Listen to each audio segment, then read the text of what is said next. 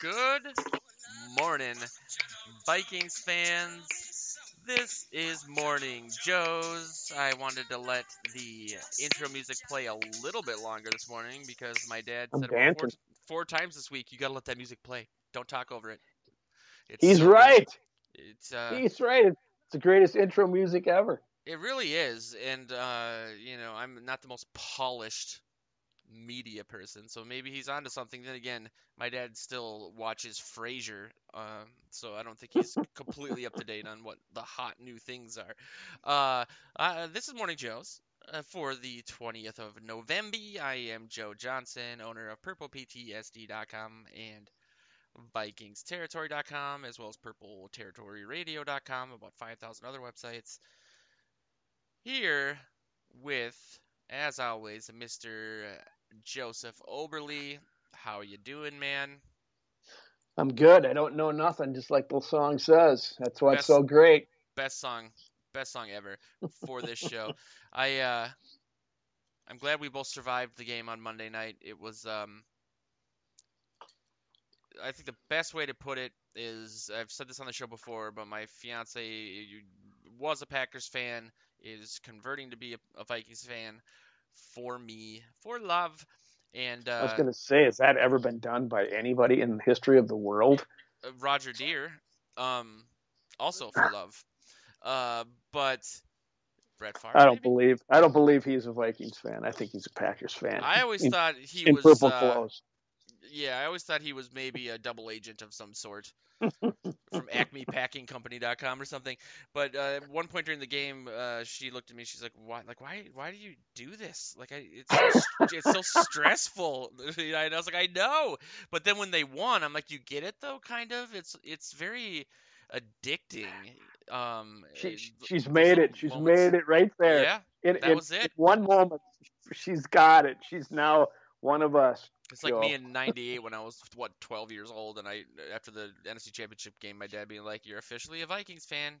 You get it." But yeah, I mean, it's a little late in the week. Obviously, I'm sure anyone that listens to this show is probably Vikings Bears out, outside of like a couple, themes or whatever. But they really did everything in their book to blow that game. Just how typically they do in Soldier Field. And Joe, I think I somehow, lost you. did you?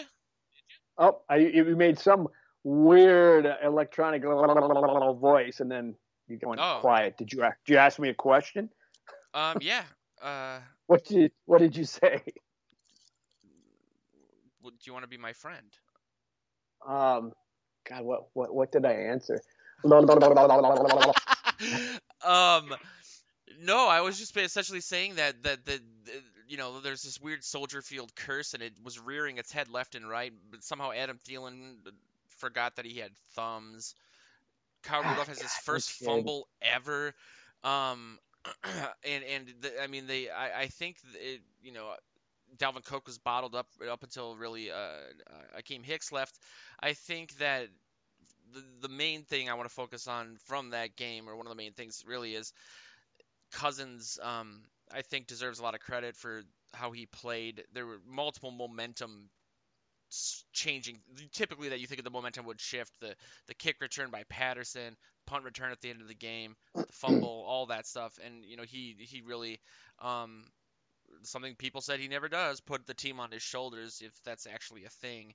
And I think that he he deserves a lot of credit for that game, and for the turnaround that this team has had. I saw a stat on PFF.com that I think the Vikings are the third or the fourth on the season, and I don't understand how this is possible. Highest ranked offense on the season.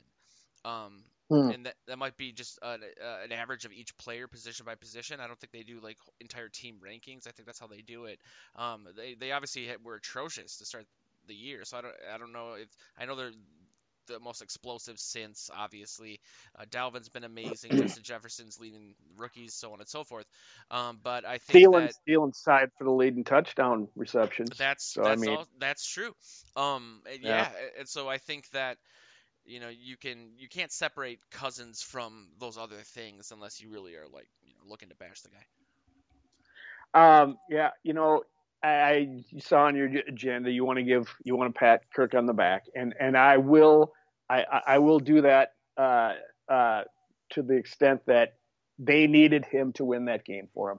The Bears defense shut down the running game, which is the Vikings' mode of operations, and they shut him down. There was nothing there for him, and so they needed Kirk to put him on his back and get him across the finish line, and he did. He played he played well enough to win the game in a terrible environment where weird things were happening as usual, and he overcame. I mean, the interception that he had, I think, was partially on. Well, it was definitely Thielen's interception. There Hmm. were some other ones that Thielen dropped some passes. Some of them might not have been in the perfect spot, but they're good enough for him or anybody else to catch. So you can't blame Kirk on that. He did what was needed of him, and he did a nice job. I mean, for 2 weeks you didn't need him, and he managed the game. Well, I'm not going to say he's the next coming of Aaron Rodgers or whatever, but he did the job, and he did what we know he can do when he's given the time to do so. I mean, I said at one point, it's the short passing attacks, what they need. Get him confidence, get a rhythm, Yeah. get him going down the field, and it worked like nobody's business because the Bears were selling out for the run, and it was a great game plan as a result. The other side of the coin is you want to give the defense some credit where credit's due, but Yeah. my goodness, what an atrocious offense the Bears had. The Vikings played Nick Foles 2 years too late. My You goodness, know? Yeah, I that was mean, that that was they were really bad. I mean, at one point they had like 39 yards in the whole second half, and the only offense they did have was that kick return. The special teams, which we'll have to talk about, but. My goodness. yeah, I So I'm think it not was gonna. into the fourth quarter. They said they had negative 2 yards on the half.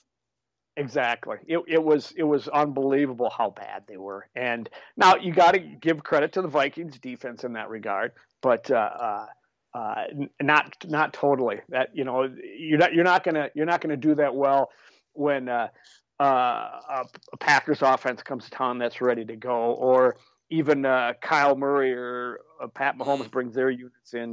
They've got to play better than they have this season. But they're doing better. They're doing better. I'm not gonna dump on the defense, but like I said, you have to keep it in the context of oh my god, that offense for the Bears is unbearable. yeah.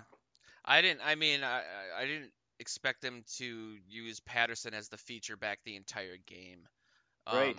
I thought they would use him more heavily than maybe they otherwise would have, but not like that. Um, and it's interesting because Nick Olson, who I'm sure a lot of people listening to this show are familiar with. He's really popular on Vikings Twitter, Vikings Reddit. He's basically the most respected guy there by far. He wrote for us a lot in the past. He writes for his own coverage kind of every once in a while now. And I've been kind of working with basically full disclosure, begging him to do something, just write an article every whenever. And so he wrote his first article in probably 6 months on the site, and it's a really amazing article. And I'm not diminishing it whatsoever, but his thing is to do a lot of game video breakdown. So he'll post clips to his Twitter, then he'll upload those to the article and explain coverages, so on and so forth, almost like a coach. And it's just ironic that the game that he decided to break down, it was, and not to say that the Vikings weren't doing some really interesting stuff, inverted coverages with the safeties and the corners. It's on VikingsTerritory.com. I think it's something like how Zimmer beat the Bears with chewing gum, shoelaces, duct tape, and a bunch of third day picks or whatever. Um, but a lot of the comments were like, yeah, but it's also the Bears. Basically a la what you're saying.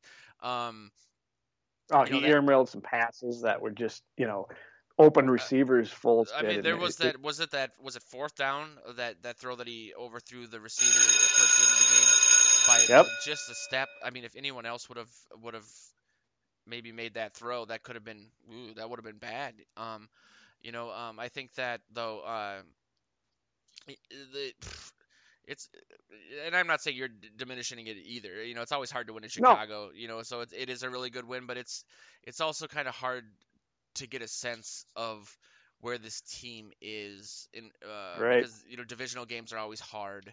I think we'll get a better sense in these next few games, but the Cowboys aren't a really good litmus test for anybody either, whether or not you have a pulse, I guess. No, but you better beat them.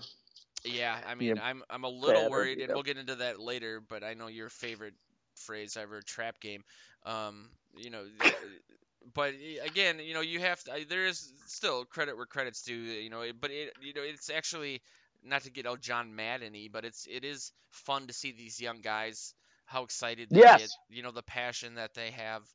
Um, so on and so forth. But I think in regards to Cousins, I think it's to put a bow on that. I think it's ironic that you know, he has this label or brand of being not being clutch or whatever, and it seems like he plays his best football when his back is against the wall. Last year, after Week 4 against the Bears, there was both of his top receivers were basically dumping on him in the media.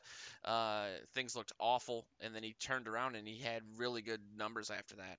This season, the man. something very similar, and I don't know what Yeah, that is in him, but the man must read his clips. yeah, You know, he must. He must. All this stuff just piles onto him, and he can go back as far as Washington days. And you like that? I mean, that was a response to the yeah, media that obviously had been giving him grief. And I mean, he's a jovial fellow. He's a nice guy. He comes off, with this big smile, like he's got life by the whats, and he does, to a certain degree, paying him a lot of money to play a yeah, game he loves, and then the pressure starts building up when things don't go your way or you don't succeed, and I think it starts to weigh on him. And I'm going to agree with you. I'm not saying I don't know what it is either, but it happens. All of a sudden, the pressure gets on him, and he will come to a game and just be ready to go and respond and do things out of character. I mean, his first year, the rap on him was he couldn't take a hit or something, and he was struggling in the pocket, and he hmm was hanging in there and getting the snot knocked out of him and making plays downfield. You're just going, whoa, that question's answered. But then you don't see that from week to week. So I don't know what it is either. But yeah, you're right. So what are we going to do now that he's 1-9 on Monday night? He doesn't have that anymore. So I think you just remind him that it's 1-9, Kirk. It's not, you might have finally won one, but and he'll say, well, I've got a 1-game winning streak, so back off. But It's one of those things where I always feel like Packers fans are always like, "How many rings do you have? You never won anything." And then if the Vikings ever do win one, they'll just be like, "So what? You have one." Like it doesn't really change much. Have you seen that Tanya Harding movie that came out a couple years ago? I Um, did not. I was meant to. I have never seen it. yeah, there's essentially her mom would hire people to like other kids or something or people in the crowd to either say something to her as she was walking out to the ice rude or to heckle her because she skated Serious. better when she was mad. Oh my um goodness. so it's actually in that's true as part of her biography or whatever. Her mom would do that Well, because she wanted her to well, look skate what that mad. gets you. Yeah, Look look, at yeah, that gets you. A, yeah. a woman that hires someone to take a tire iron after a competition. So I'm not That, sure if that's such. yeah, I don't know. It could have ended any differently in retrospect. But I think Cousins is similar to that. I think he plays better when he's amped up, when he's a little I would angry. I mean, agree. Yeah. he doesn't. He seems like a pretty straight edge guy for the most part. But yeah, I think having those emotions, that edge to his game, is important. And I think it was important for the team and for fans to see that this team can win when And it's funny because Dalvin was what 4 yards short of 100 yards rushing, and people are saying it was Mm-hmm. a bad game for him.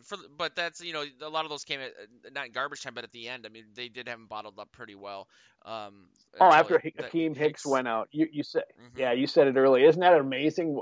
What a difference a run stopper in the middle of the defensive line makes. It was Yeah. night and day watching him just run into a brick wall for 3.5 quarters, and all of a sudden Hicks hobbles off, And it's just like when a cornerback goes down, they bring in the young guy, and that's who the quarterback goes after. Well, they just start running right over the new guy where who replaced Hicks, and it's just amazing the difference a really good player makes. Yeah, it'll be nice. I really can't wait for Michael Pierce to play next season. That'll be What does nice. that say? Yeah, yeah. What does it say about Cousins, though? I mean, I, I, I, I don't know. I mean, does a person that prepares all week, you can't prepare to get amped up like that unless Mm, something maybe outside you causes that or something. I don't know what it is, because I remember last year that they had the same stat, but he was 0-8 on Monday night, and he was fired up to play, and he didn't win. I don't know what do you do with that.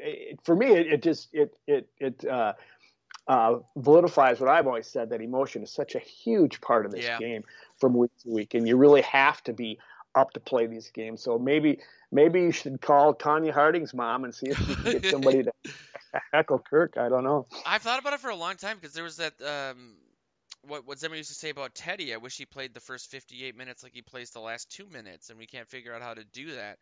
Mm. It's hard to say because none of us are in his head, but it just you could see it too. Even though they ended up the Bears ended up getting the ball back one last time when they picked up. I think it was Rudolph picked up a first down on the last Vikings drive when Cousins Yep. was really like yes, he's just you could tell, and they talked about it after the game. The teammates really wanted to win it for him, so he'd have that Monday Night Football win. So I think Justin Jefferson went into that. Speaking of which, man, is that guy just astounding? Um, I mean, by every measurable statistic, he's already one of the best receivers in the NFL. I mean, he's just so good at what he does, and I think that obviously they didn't really need him the last couple games, but it seemed like they really wanted to make a point of targeting him either, or Cousins was just doing it, especially because Thielen was struggling a little bit, which I don't know. I don't know what would you, if you had to guess, what would you say? Uh, I can't imagine Thielen isn't focused or something. I just don't know where that came from. I can't imagine. It blew my mind. Yeah, you don't know what his mentality was coming into the game. He's always ready to go, and always able to make great extended catches, and his hand. The interception is, and they kind of pinpointed it on the air, is he let it come into his body rather than catch it with his hands, and he should Mm, have had his hands out front on that one, because the guy was right in on him, covering him. I think it was Collinsworth that might have said that. Was that yep. no? It was Monday Night Football. No, it was Yep. Monday night, so it wasn't him. But Oh yeah. uh, uh, so that and that's just a technique thing. I don't know, but they're all human, and maybe he had something bothering him, and he wasn't totally focused, because uh, you know he made some bad plays. He made some drops that were easily catchable for him, and so it's hard to understand. Now he did come out with didn't he have 2 touchdowns, or he had at least one He touchdown had in the two game? I touchdowns. Yeah, think. he Yeah, did. yeah. So you can't hold him down forever. But regarding him and Jefferson, or Jefferson to begin with, I mean, I've been starting to. When I got in a fantasy league this year, I grabbed Thielen because I'm a homer, and I also grabbed Diggs because for some reason I thought Oof. Diggs, if he stayed healthy, would have a great season out in Buffalo, and he has been. He's been phenomenal. So maybe there was some truth to it. He wanted to get out from that tandem bromance between him and Thielen, when in fact I think it really plays off each other really well, and Justin Jefferson has fit right into that role. He's Yeah. he's come in there, and he being so great, and so having a great catch radius, running very good routes, and even able to stretch the defense from here to from time to time, is filling that Diggs role. And it has helped Thielen, who's now tied with the most touchdown receptions in the league coming into this week at 9, with Tyreek Hill and one other guy. Who's the other guy? It's catching a lot of touchdown passes. I can't who it is. But anyway, it's to his credit that this kid came in ready to go in the pro game, and he's Yeah. showing it. And I think by targeting him DeAndre and Hopkins, maybe. That's who it is. And to target him so much, it takes some of the pressure off Thielen. So Thielen's still able. He might not have the volume he's had in the past, but he's making the catches when you need him in the end zone. And for his I think you need two receivers like that, and I think Diggs wanted to be a number one guy, and he is being a number one guy, and they're talking about him for the Pro Bowl, and he's having a great season. That catch he made last week was phenomenal in the end zone before they got beat by the Cardinals. But um, it just goes to show you can't just have one receiver because they can lock you down. The Vikings locked down DK Metcalf when they went to Yeah, Seattle, and other teams haven't. So you need two guys, yeah. to really make it work. And hats off to Justin Jefferson. I hope it just continues, and I hope it doesn't get in his head that that's not the way it works, so that in 4 years he wants to get the heck out of here. But anyway. Yeah, you always got to worry about that because I think there is some aspect to being a good receiver in the NFL and having some personality traits that kind of that overlap into narcissism a little bit, But Jefferson, I mean, it's seems to do everything the right way. Amazing work ethic. He's got that chip on his shoulder, a la Randy Moss, making up teams that didn't draft him pay. It's just, I mean, it's really exciting to see. And I saw a headline to an article last night before I went to bed that essentially said, regardless of what happens this season, the Vikings have the brightest future in the NFC North, and that's hard to argue. And it's amazing just where this team has come in the last 2 weeks, or 3 weeks, or since the bye, really, because people were essentially saying the exact opposite. Not just that they were bad this year, but they have this albatross of a contract for Cousins, Mm-hmm. so on and so. Even if they fire Zimmer, who would want to come coach here with the salary cap issues they have, and just like that, and I think that I mentioned this on one of the things I did this week, either 3D with Wabi or one of my radio things, that one of the things that I've learned from you, one of the many things I've learned from you in doing this is to maybe try to, and you're probably thinking, well, you did a bad job in this because you're gonna laugh when I say it, but to relax a little bit, look at things as a week to week situation. I didn't do the best job of that this season, I wouldn't say, but I think it's important to really take a longer view on some of these things because it can get a little embarrassing when, everyone in Vikings media a couple weeks ago were saying fire Zimmer, fire Spielman, so on and so forth, and now, I wrote an article saying if the Vikings make the playoffs, Zimmer should be coach of the year, and I stand by that. I mean, I don't think he would win it, but for what he's been able to do with this young defense, the injuries they have, half the defense is out still. Picking up guys off of random practice squads and starting them a couple days after they clear protocol, and stymieing Russell Wilson and Aaron Rodgers and Matthew Stafford. It's he deserves credit for it. You know I That's can't that's I can't interesting lie. to hear you say that. Yeah, you make a good case when you start ticking off the reasons that way. I don't know what the criteria is that goes into coach a year, because in the past I thought so and so deserves acknowledgement and Seems never like got it. whoever has And the sexiest record, I think, usually ends up being yeah, it. it's hard for someone to if Zimmer goes from a 1-5 start to making the playoffs, and well, of course they probably vote before the playoffs start, but if he makes the playoffs, that definitely deserves consideration. But now I got to be the dad here now and say, now don't swing too far the other way, I Joe. know. I'm doing the exact same thing. I suck.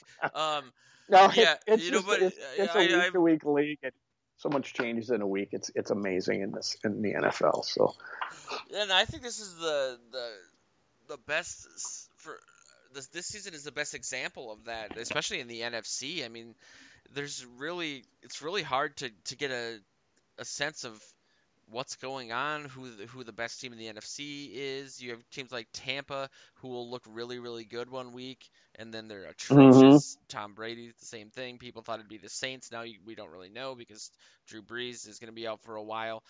Seattle, their defense is suspect. It could be Arizona maybe, but then they lost to Miami. Um, The Packers lost to the Vikings, so on and so forth. But I Well, do think. you go ahead. Oh, I was just gonna say I do think that the NFC is wide open, and maybe It's if getting they that kept way. Ngakoue, I would be a little more confident. I don't know. I still question that move a little bit, but Let they me could say, make some damage. go ahead.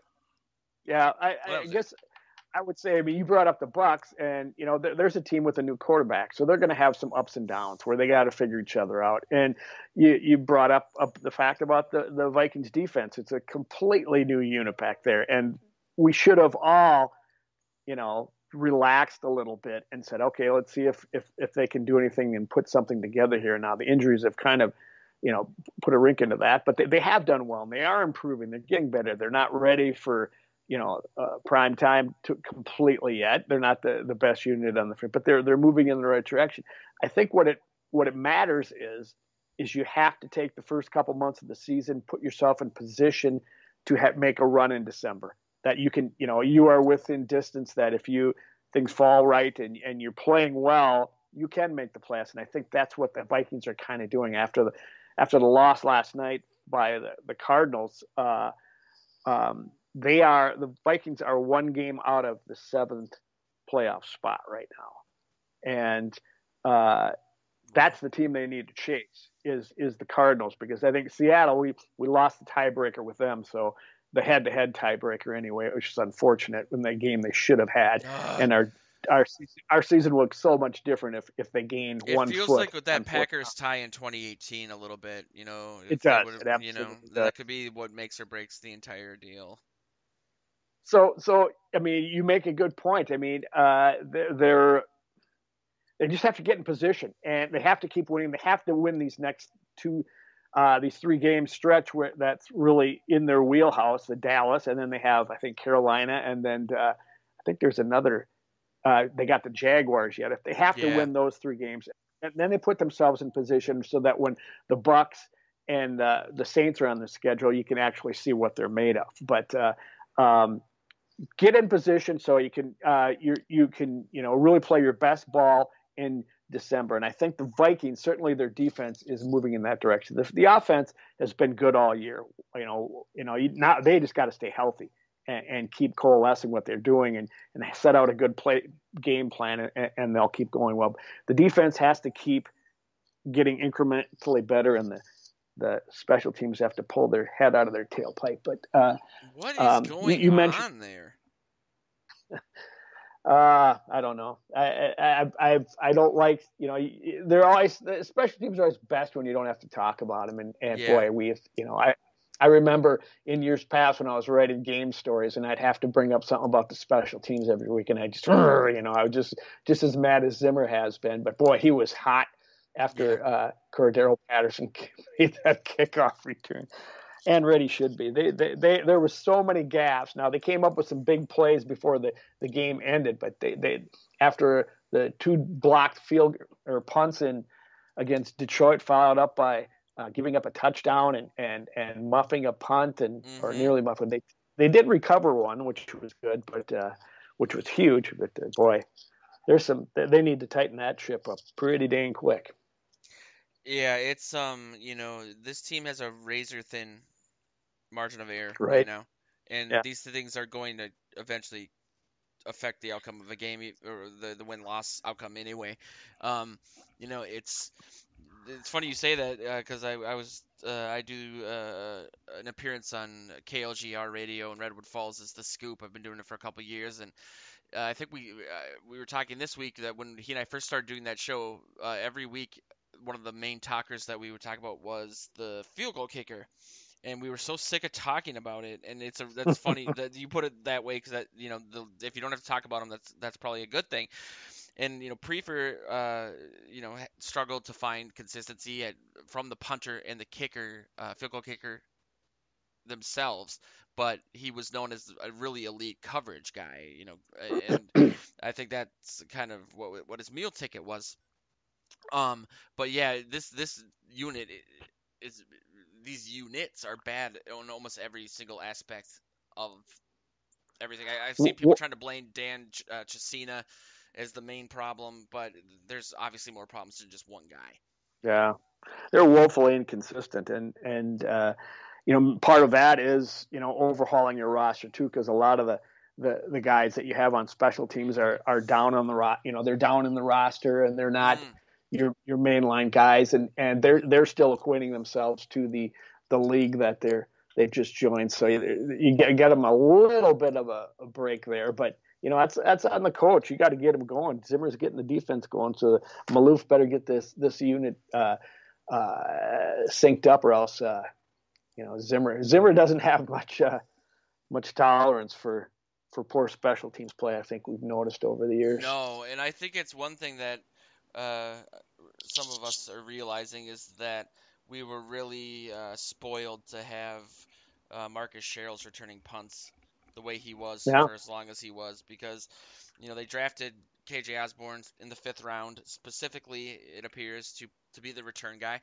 Um, and he just doesn't seem to, he's young, and I'm not saying that he's bad by any stretch of the imagination, but he just doesn't really do much. Cheryl's always seemed to turn nothing into something, um, Hmm. and flip field position and do things that are incredibly vital to Zimmer's game plan and the way that he likes to play. I think that's part of the reason why he gets so upset about special team stuff, is because field position is incredibly important, so on and so forth. Yeah. Yeah.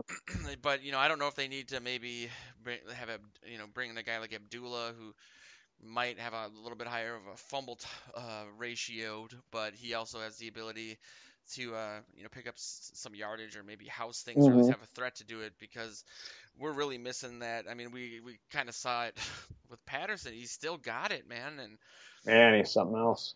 it's just, yeah. I knew the second he caught that ball too. I don't know if it was just a weird angle with that camera that zips around on top of the field, but I literally stood up and said, "He's don't do it," and it was like, yeah, I knew it. And he's so I'm not. dang good at it.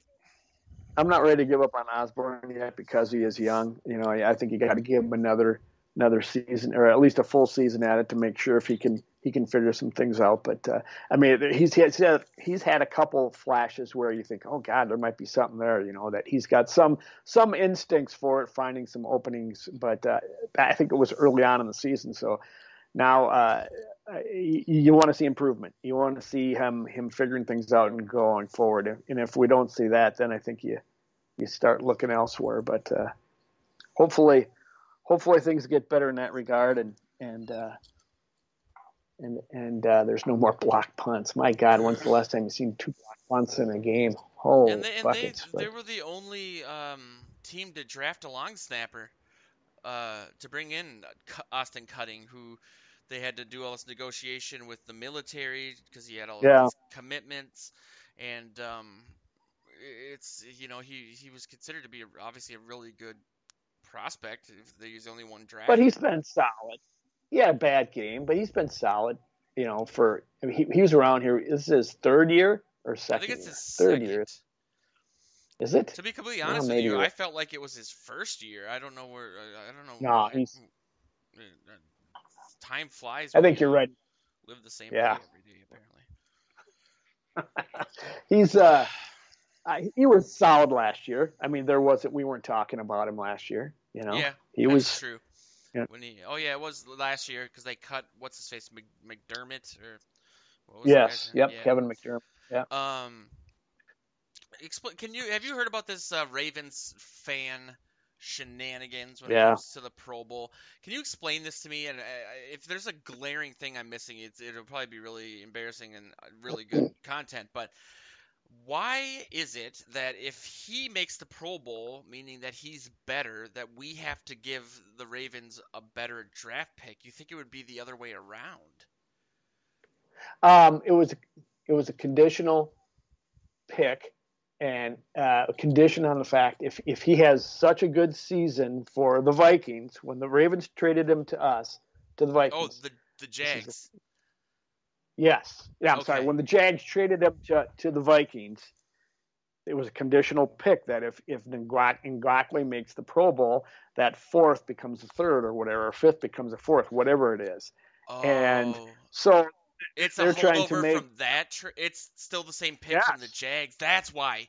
Okay, yeah, the I Vikings didn't have to understand respond it. to that. I had to think about it too. I said, "No, what the heck?" So I went back. Okay, this is how it makes sense. So now, depending on how he does with the Ravens, affects the draft pick the Vikings have to give the Jaguars, which is really kind of interesting, but potentially sucks. Now, for this person who put this two and two together, I've got to give him credit for some brilliance there. He's created this.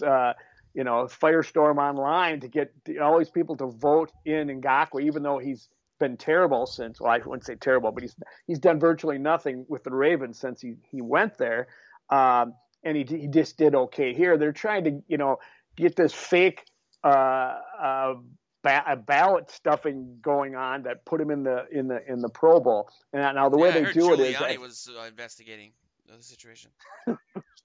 he had a press conference on it out in front with his hair dye dripping. Yes, he I did. was literally reading that right And before we went on the air.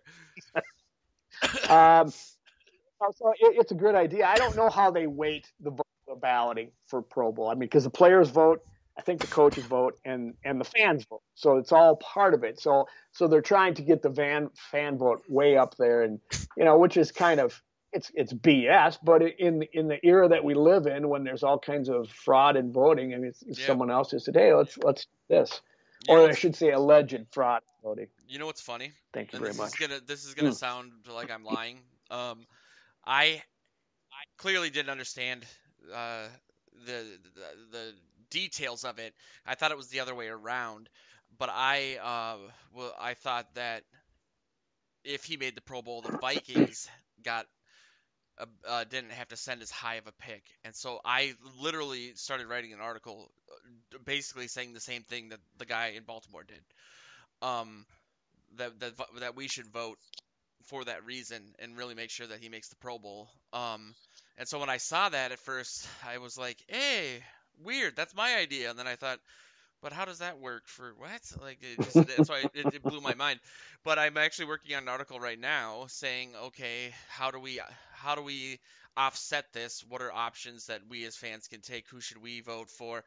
So on and so forth. I guess it's going to be some sort of video game version of the Pro Bowl. When you're getting to that point, just cancel the game. Yeah, no Nobody kidding. nobody cares. Although I won't lie, I do like the skills competition. I think it's pretty neat. Um, anyway, The players care because they get a bonus in their checks. Some of them probably get that bonuses tied to yeah, a Pro Bowl, yeah. There's that. but There's that they're the only aspect ones that of it. care at this point. It seems like. So anyway, Anyway, what do we got here? The a trap game coming up. You think your favorite term of all time? well, I guess if depending on how you define that term, it kind of is a team that looks really bad and it's not getting better, playing a team that's kind of on the rise and just had an emotional game on a shortened week, slightly shortened. It's possible. You got the Cowboys have something to play for. They got their backup quarterback back from the COVID slash concussion protocols, and so he's ready to go and he wants to play.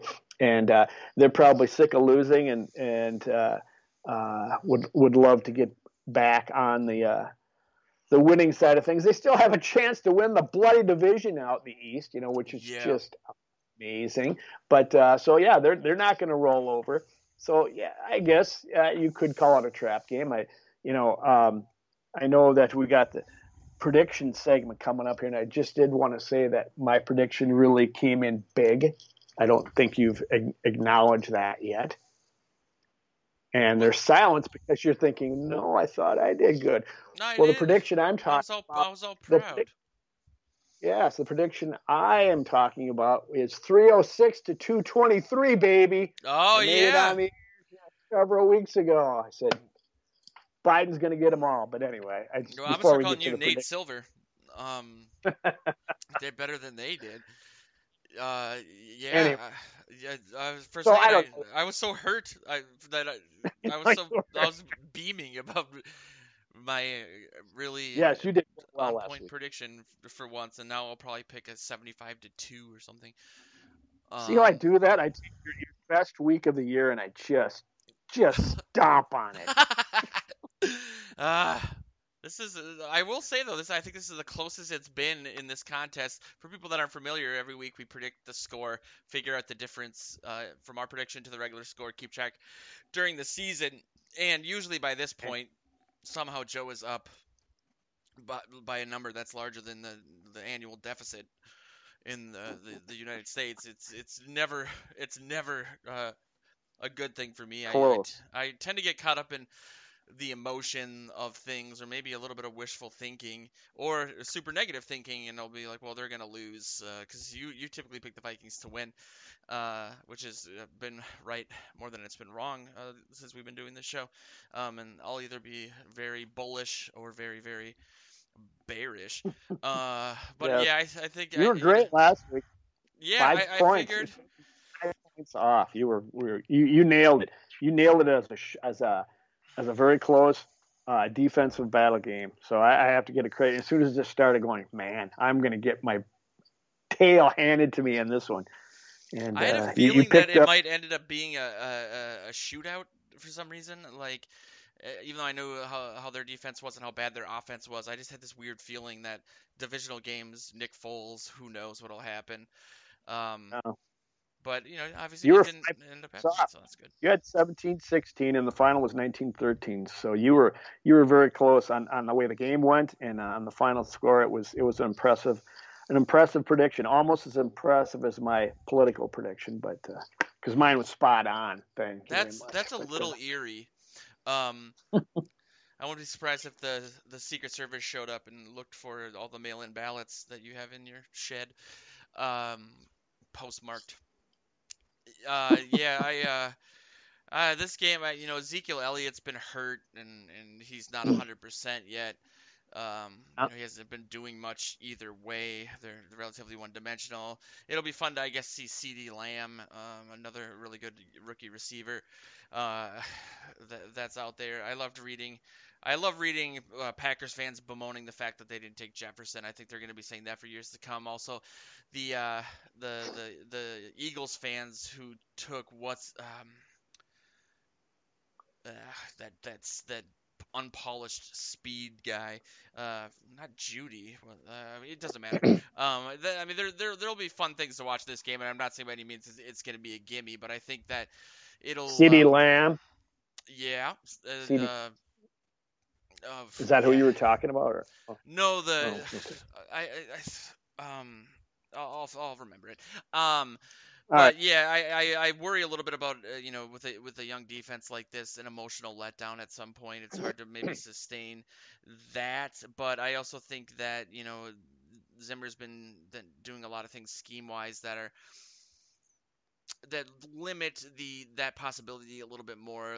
With and I don't know why it's so hard for some of these guys to established really good quarterbacks to overcome the cover two, like too high safety stuff that they're doing. Granted, they hide a lot of their coverages. They switch them after the ball snap. They make it look like zone. It'll be man. They make it look like cover one or cover three. It'll be cover two, so on and so forth. But it just seems like the too high safety thing is really stymieing these quarterbacks, and I don't think it's a coincidence that the Vikings have probably the best 1-2 punch at safety in the entire NFL. But yeah, I always just I think it's, as people know, as Vikings fans or in general from listening to this show, I'm always worried about the other shoe dropping. And so I think it'll be a good game. I think that there's by really only two hard games left on the schedule, if outside of the divisional games with this, like as you mentioned, the Saints and the Bucks. But they split one of those, they go 10-6, which is just again astounding. I just can't believe that that we're talking about this right now. It Yeah, blows my mind. they have to win, though, Joe. I mean, as we know in this league, any team can beat any other team any week. It's just a fact of life. I mean, in the NFL, it happens. You can never say. You and I have talked about it. I've said it. You've said it. They've got 2 tough games left on the schedule. The rest they should win. Blah blah blah. Doesn't matter. You got to come to play each week, and you got to be up emotional, and you got to have some little girl yelling nasty things at Kirk Cousins in the stands before he comes out into the game on next Sunday. So he gets mad and he gets fired up and plays well. You've got to be emotionally up for this for each Yeah, game, or else everything we're talking about is for naught. But that's Zimmer's job. So let's hold off on that coronation yet until he gets him It's to all the finish line. it's funny too because I've been on this campaign of we need more nuance when it comes to everything, but especially particularly in this context of Kirk Cousins. It seems like everything is so black or white. Either you're an MVP Patrick Mahomes like quarterback, or you're garbage to people. And Yeah, I that's seem to true. be a victim of that myself. Either fire Zimmer or give him the coach of the year. But yeah, again, it's just I am incredibly enthused that people are hopeful again and that things are looking good. And I think that the good time feelings will continue this weekend. I think Just I I think, go Joe, we first were predictions. I don't yeah, know. you do. But I was going to say, a few weeks ago, you and I were discussing whether or not you were going to even watch them, Yeah, the Vikings. And now it's fun to look forward to Sundays again. Yeah, they have stuff on the line. They have, when it was used to be tank for Trevor, now we're talking about trying to make the playoffs here, and how exciting that could be. Because this, if any season that the Vikings would win the Super Bowl, and I'm not saying they're going to, but this would be the one. As screwed up a season as this is with yeah. COVID and starting 1-5. I mean, for them to all of a sudden just keep rising and then get healthy in December and romp through the playoffs and eliminate the Packers, what joy that would Can you bring. imagine I that mean, NFC Championship game, Vikings uh, Packers? uh, I don't know if I would survive it. I don't even think I could so watch it. sorry, Joe. I'm sitting here having this dream of this silly stuff when we got so far to go. So I'll let you make. Yes, you get to go first because wait, no, I get to go first Oh because you yeah, won. that's right. You picked up 7 points. I was 12 off. You were 5. You were that was a great prediction. I'm sitting here hoping for another touchdown just to make up some points on you because uh, and I didn't even care if the well, I didn't even care if the Packers at least got another field goal, or I mean the Bears, so I could do it. But What? So where are we anyway, at on the season then? Because I was down by 20 something. you were actually you started out the first game of the year. You took a 25 point lead. I've made it swing the other way where I got up by 24, and now you are down by 10. It was 17 last week, and you picked up 7 points, so you were down to me by 10. So you're swinging the pendulum back the other way. You were on a roll. Woo! Um, I am going to, as you can expect, since you figured out how I do things, I'm going to be in the Midland range in there again, and it's I think it's going to be closer than it looks on paper because you got the ascending Vikings and the Cowboys who are basically cashing it in, and they've lost their quarterback for the season in Dak Prescott, and they bring in their other quarterback from the concussion protocol, who's has not looked good in his few games before that happened. But it still might be close because they still got some good players. They still have Ezekiel Elliott. They still got a receiving core. Their defense is really suspect. They're one of the worst against the rush in the league. So that means that Dalvin should have a pretty good game against them. I got the Vikings winning the game 28-20. Ooh, ooh. So yeah, I'm thinking the same thing.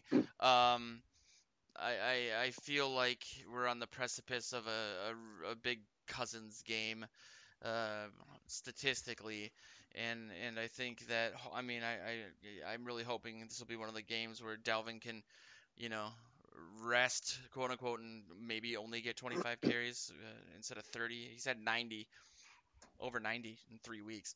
Um, Wow. yeah, and Don't do that to my fantasy team, damn it. he's actually the only positive on my fantasy team at this point too. I think there'll be a lot of turnovers as well. I think this defense will get a few picks. Anthony Harris mainly, even though man, Harrison Smith got to see good. Not to say that we took him for granted or that he's underrated, but man, is he underrated because everything he does is just spectacular. I have the Vikings winning this game as well. I'm gonna go though 34-13. Ooh, Minnesota you got the hitting big 500. spread. Um, That'd be nice. Yeah, yeah, get us to that mark. Get the Vikings to 500, and then you can really start looking ahead and bearing down. This team is it's going to be as they in the past when they were losing. I think it was easier for you to make mistakes and be forgiven in the coaching room. But if you start putting expectations on the back, all of a sudden the pressure is going to ramp up on not only on the coaches but on those rookies who have to play like they're seasoned veterans. And Zimmer will expect it. He says, at the end of the season, by the halfway point of the season, these guys are not rookies anymore. They're played enough. They should be, doing well. So we'll see. It's fun to watch. I don't care what you say. The Vikings are making it interesting for us again, and it's a blast. It really is. I mean, it's just been. uh, I mean, not that anyone cares or that I'm complaining, but this is really the first time since I started doing this in 2015 where the team has been bad or it hasn't been, at least in some ways, especially at the start of the season, thought to be still in a championship window of opportunity, so on and so forth. And it's yeah, again, it's just astounding how far this team has come in a couple weeks. So I'm super glad that they're doing well. I'm super glad that we get to cover it together, and I'm looking forward to just a stress-free but still very hyperbolic game on Sunday. Make Hopefully, sure that before you manscape yourself before the game, so you're really ready to two go. weeks in a row. That reminds me of our sponsor, Manscaped. I forgot to manscape and I forgot to mention manscaping. Go to manscaped.com or look on anywhere on our website and you'll see a few Manscaped banners. Click on any of those. You get 20% off your first next order. And also, you get free shipping if you use discount code Morning Joe's, all one word. If you are listening to this on any of the podcast platforms that it's distributed on, go to VikingsTerritory.com. You'll see the article for this episode. Click on that, and there's a bunch of information in there as well about the promotion. But yeah, thanks everybody for tuning in. We will be back next week, hopefully talking about a Vikings win, 4 in a row. Hooray! But this has been Morning Joe's for the 20th of November, 2020. Skull.